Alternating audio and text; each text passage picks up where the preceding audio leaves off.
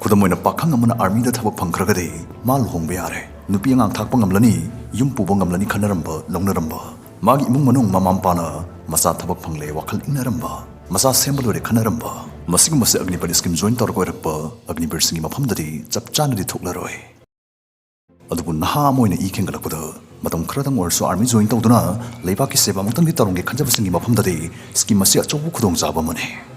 kuina tawthagi haragana 25% adugi manung janabu kanna honaba tare chal hodragana phangdorbe sanpham amadi longi khudong jabadugi matingna karino hawdokna na honaba taayedana scheme masibu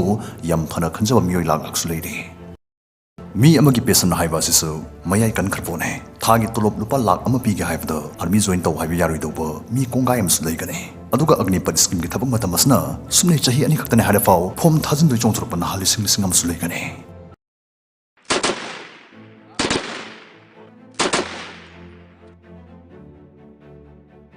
mi amana armed forces join tawge haragadi join tawnabai lambi se ani lei permanent commission haiba ma SSC short service commission haiba ma permanent commission haibs Karino chahi lenga manadaba naha hal yanchin tosanar gi yahonmasi masi army gi wing khudimagda darkar oi lanmi kanglu kharada naha singsi yamaru oi chahi nifu yangkai leibang nga anba yagadaba nahasing khandaba yadabagi yam tangai fadab lei asumna sahi sangna retire tawt fok tabuk tawgadaba permanent commission as tabuk sangwasing moina retire tawraba thabak gi pothara matungda sumoko esti ex serviceman gi kanap sing phange pension gratuity gumbai kanap sing phangane nakalamorum the SSC short service commission study chahi tara khak thabuk tawgane hoi kari gumbuda chahi tara mari faw sangdupudi yawe adubu study nangna thabukti pothara matungda pension phangoi permanent amadi SSC gi maramdai khoi samlap khangminare haina laujare armed forces da atomna kanamba rank da changane haibas da so level ani leiri ahanbada officer rank haide lieutenant gumbadai changbama ani subada jawan natraga sipoi gi level da changbama sigi matungda adongi haithoising thoiba skill natraga experience da base tawraga promotion pirak toribane hobjiksna mathakta panjakriba permanent commission amadi SSC ani sigi mathakta anoba thaba khwab ama lengang na puthorgle Agnipath si Karino haiba khangna dringai wa ama hana nakhiseng minakhise armed forces da sangbai level ani lei officer rank dama jawan natraga sipoi gi level dama haija khibadugi matangdane madudi officer rank gi khukalakan magi recruitment adudi hana gi mong adu dum laikini ahung bagi su leiroi maramsna aikuina hojik neina doisi jawan level gi thaba khukhana dugi matangda khakne maramdi Agnipath scheme masda lawdoisi khandoisi sumne jawan sing khaktane officer rank da sangada basing gi oinadi Agnipath scheme asiga karim mari leina roi Agnipath scheme asigi maramgi state kharada irang yam kan hawribasi kari maramgin haiba khangna dringi mamangda Agnipath scheme asig Karino haibana khangmina se mi kharana phatna pauthui idana scheme asibu hana phatna hekta sulokino afava phatava nakal animak hana khangmina khise masagi chahi 13 makhaidagina kunmathoi phawgi manungda leiba nahasingna scheme ase apply to yagane sigi chahi kunmathoi harmasi ahanba batch ki oina chahi kunumdoi phawa sangdokhre COVID-19 laichal laikhibadugi relaxation khara pirakpane recruitment process si hanagi jawan lobugi duga chap managane hairi kona semdorpagi di khangdri physical medical exam chap managane hairi nupa hana lawraba matung nupi gi so lawrakhini dana laingak na lawthokiba su laikre nasdai tha ahumuki matungda recruitment horklani masda jawan lising ni futar logane tolop ki oinadi hanagi jawan singdagi hengatna piba horkane hanagi di jawan gi tolop se ahanba chahi mari gi oina thag lising kunmathoi ge chatreta gi horkane aduga Agnipath scheme dagi janglapa Agnipath singi oinadi thagi tolop se lising kunthra gi horkane aduga moigi tolop sti chahi gi oina hengalakane chahi mari estaida ahanba chahida thagi lising kunthra ani suba chahida lising kunthrom doi ahum suba chahida lising kunthra tarko songa amadi aroi ba madi mari suba chahidana moigi thagi tolobase lising nifu oigane adubu Agnipath singna moigi thagi tolobase khutama pungoina phulloina di phangloi मोइगी तोलोपसिगी 30% the Agniveer fund ओइना चंगनी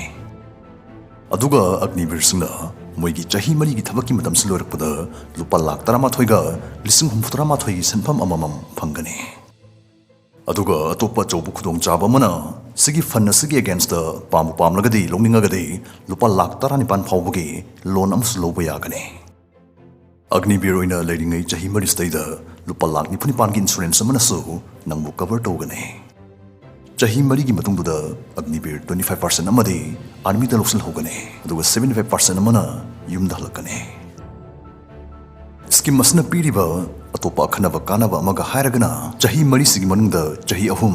मसा मसागी हेजसिंग जब the base तौबा skill base bachelors degree पीनबसु मसिगी खुदोंग जाबसु यावरे मसिगी दमक army air force अमदी नेवीना इग्नौगा MOU अमा sign तौनगनी अहानबा चाही the certificate अनिसुबा चाही the diploma अमदी अहुमसुबा चाही द डिग्री पीगनी